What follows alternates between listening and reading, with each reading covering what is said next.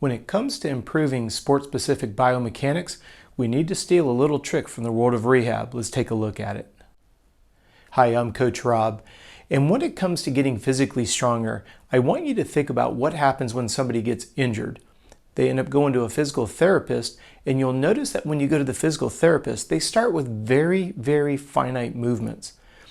What we say in the physiology world is we have to get the stabilizers to engage before the primary and then the secondary movers get engaged. Stop and think about this. Whenever we have a joint that's been jeopardized, could be the shoulder, could be the knee, could be the wrist, the elbow, stop and think about when they're trying to reestablish range of motion, they do it very, very slowly. They go through a very specific range of motion, and I think it goes without saying, they're not having you move a tremendous amount of weight when they're doing this rehab. The next time you go to the gym, I would encourage you, ask yourself, do you have the stabilizer strength to make sure that your biomechanics are optimized? Whether you're a swimmer or you're not, I want you to think about when we look at the swim stroke, we know in the freestyle that we want to get good extension, and then you want to get your arm, you want to get your palm facing towards the other end of the pool. So if you watch an elite swimmer, when they get into what we call the catch phase, think about how much torque that puts on the shoulder joint. Again, stick with me even if you're not a swimmer. The ability for you to get into sport-specific proper biomechanics requires that the stabilizers in every joint of the body are in a position where they are strong enough to hold the two bones together to allow the primary and the secondary muscles to move. Not only do they move with a great amount of power, and we need them to move for a long period of time, hence the word muscular endurance.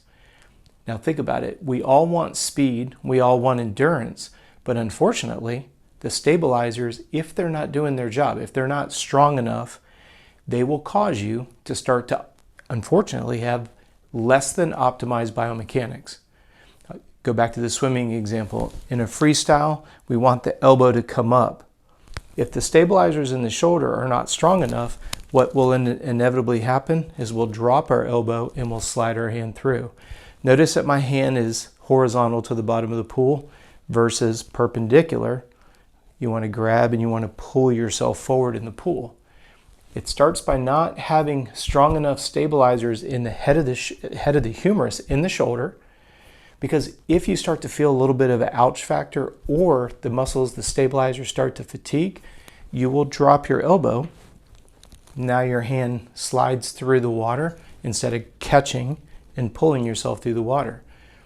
If you ride moto, you know that you need to have your elbows up.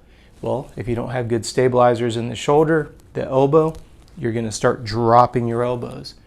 We could go through each and every joint in the body, and you can make it relevant to every sport that's out there. It could be a ball and stick sport, endurance sport, it doesn't really matter. Now, with this being said, the good news about it is, how hard is it to work stabilizers? Very, very easy. When you go to rehab, they're having you move very slowly to reestablish range of motion. They're trying to activate the muscles around the joints, and then think about it. We start at the joint, then we go to primary movers, secondary movers, then we can start adding sport-specific activity. That becomes the foundation of speed, muscular endurance, raw power, high levels of lactate tolerance. Because you can increase the intensity and the duration of the interval to build all those energy systems. So as you can see, when we steal a little trick from the rehab world, it becomes literally the foundation of your strength, your speed, and your endurance. It becomes the foundation for you having optimized biomechanics. And what happens when you have optimized biomechanics? You reduce your risk of injury. As you've heard me say previously, the only two things that will slow you down is getting sick or injured. If this is your first time watching one of my videos here on Coach Rob Beams, thank you so much for your time. Please remember to like, subscribe, and turn on the notifications. We do put out a video every day here on YouTube, and we want to make sure that we're answering your questions. If you happen to have a question, anything I've said here today or any other video we've put together, please feel free to send me an email. contact@coachrob.com. We'll take your question, we'll convert it into a video so everybody on the World Wide Web can benefit. Thank you again for your time, and we look forward to seeing you tomorrow.